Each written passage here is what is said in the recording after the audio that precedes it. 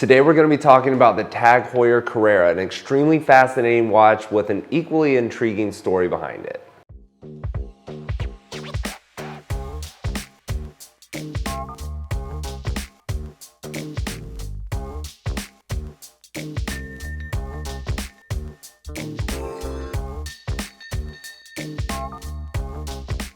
All right, so the watch we're going to be talking about today is a newer model, but I want to kind of dig into some of the history behind the Tag Heuer Carrera. So this is a watch that was originally launched in 1963, shortly after Jack Heuer took or assumed leadership in 1962 of the Heuer brand. Now, the story of the Carrera goes back before that, back to 1950, when the country of Mexico was developing the Pan American Highway to connect, all of the countries in Central America, and they had completed it. And they decided that they wanted to have a race, and they called that race the Carrera Panamericana. And that was a race that was designed to promote or bring awareness to the fact that Mexico had completed this massive feat of this highway that ran all the way from the United States-Mexico border all the way down to where Guatemala is. And so it runs over 2,000 miles. It's over 3,500 kilometers. It's an extremely long race that took place over 5 days. And it is something that happened for only 5 years. And the reason why was because of how dangerous it was. This was a time in the sports world where the technology behind cars had started to improve at a really rapid rate. Things were faster, sharper turns, you can make them lighter, more powerful, but we hadn't done all those same upgrades on safety. So we've got these rockets that are coming out that are just totally dangerous for humans. And over that 5-year span, 27 people lost their life. That's over 5 people per race on average, making it one of the highest mortality rates of all races in racing history. An extremely dangerous sport. And of course, it was not continued after 1954. Now, I do want to talk a little bit more about that though, because it's a very unique race. It's something that was designed again just to promote the highway being completed, but it became so much more than that. People came from all over the world and submitted cars that were of all different weights and classes. The first winner, Herschel McGriff, he was actually in an Oldsmobile 88 in 1950. He beat like the Cadillacs, and the Lincolns, the bigger, more powerful cars. Well, this was a race that went from, a couple hundred feet over the sea level to over 10,000 feet. And again, it was over 2,000 miles worth of driving.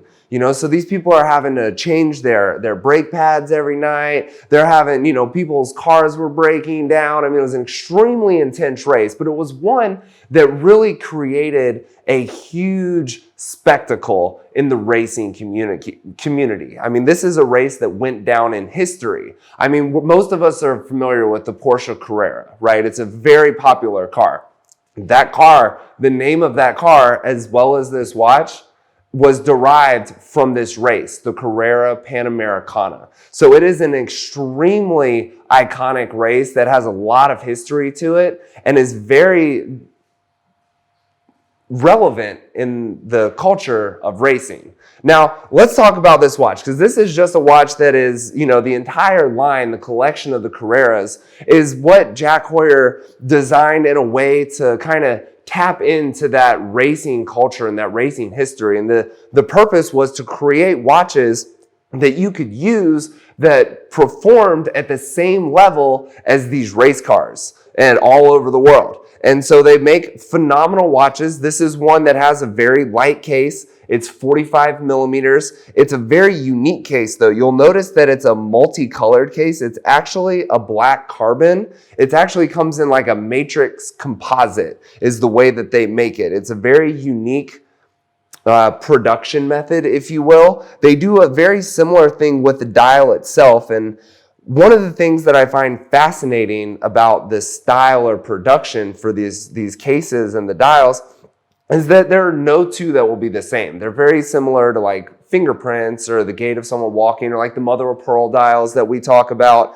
None of them will look exactly the same. Just the way that the molecules naturally align is natural. So they're always going to be different. Now, this is a watch that's built for racing, but it does have 100 meters of water resistance. So if you are in your car driving too fast and you drive off the road and you fall into the creek, it's going to be okay. Your watch is going to be fine. You might have to fix your car, but the watch isn't going to be damaged if you take it swimming.